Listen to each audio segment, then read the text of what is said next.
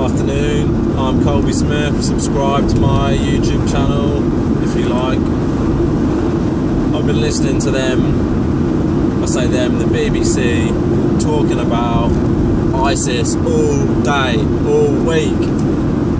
All of last week they was talking about it, and the people that they've had on there to talk about it, they're supposed to be unbiased. That's what they call themselves. That's what they brand themselves as, the unbiased, you know, objective BBC. And so far, I haven't heard a single person on there on Radio 5 Live. I haven't heard a single anti-war person come out and say anything. The people they've had on, the first person I heard on Friday was Barack Obama. He was pro-war.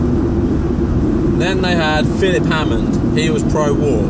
Then they had David Cameron. He was pro-war. And they had a retired general from the British Army. He was pro-war. Then they had a currently serving American general. He was pro-war. And then they had someone from the university of somewhere or other. He was pro-war. I'm like, when are they going to invite someone in who's anti-war? I just don't understand it.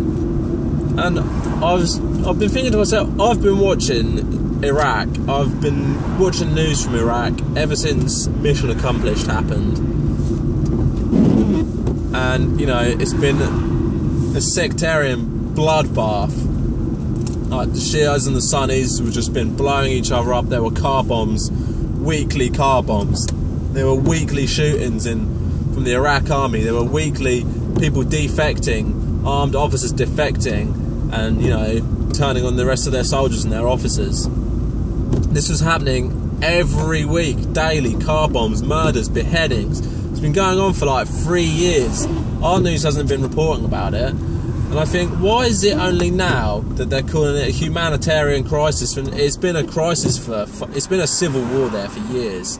For as long as, if not longer than Syria. Before the Arab Spring happened, Sunnis and Shiites were blowing each other up. And I thought, why didn't they care? Why do they only care now that this one big group has got all the momentum? And, you know, like ISIS, they've got all the momentum now, it seems, or so they have us believe. But why is it they didn't care when they were blowing each other up? But now one side is... It made me think... Because when they were blowing each other up, there was no threat to the Iraqi government. You know, there was just one side fighting against the other side, and the Iraqi establishment was just watching them. The Americans were just watching them blow each other up. Now there's one united army, ISIS, the Islamic State, whatever you want to call them. They're going to walk into Baghdad and they're going to take the fuck over if they're not stopped. And that is why it's a humanitarian crisis now. Not because you've got people stranded on a mountain, not because you've got people dying, because people have been dying in Iraq for like 2 decades now. But the reason, in my opinion, is because they know that ISIS are going to take over and they're going to get the Americans the fuck out of there. They're going to tell Shell and Esso, whoever the fuck they've got drilling all that Iraqi oil, they're going to tell them to fuck off. And who do you think ISIS are going to want that oil to profit? It's going to profit themselves. They're not going to be selling it on the dollar to American companies for American CEOs to make a profit off of. That's going to be for them. And that, in my opinion, is why all of a sudden the rhetoric has changed from, you know, no rhetoric at all on Iraq to we need to blow the shit out of these guys. I mean, there's humanitarian crises happening all over the world that people ignore, America ignore, the UN ignore. There's no military strikes against... Look at what's going on in Burma. You've got Muslims getting killed, beheaded, tortured, like tens of thousands of them being run out of their village. Look at what's going on in Gaza, in Palestine. You've got the 6th most powerful army in the world dropping bombs on a ragtag troop of resistance fighters who all they want to do is have autonomy over their own oil, I mean over their own food and over their own water, over their own sewage, over their own power plants. That's a humanitarian crisis. Forget the 10,000 people stranded on a mountain. You've got 2 million people stranded in a city completely cut off from the rest of the world, sanctioned, embargoed, under siege. Why doesn't America care about them?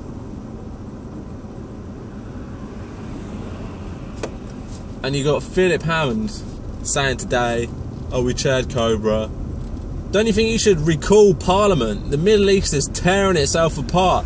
You've got Israel acting completely independent of any kind of international law. You've got them breaking Geneva codes. You've got them committing war crimes.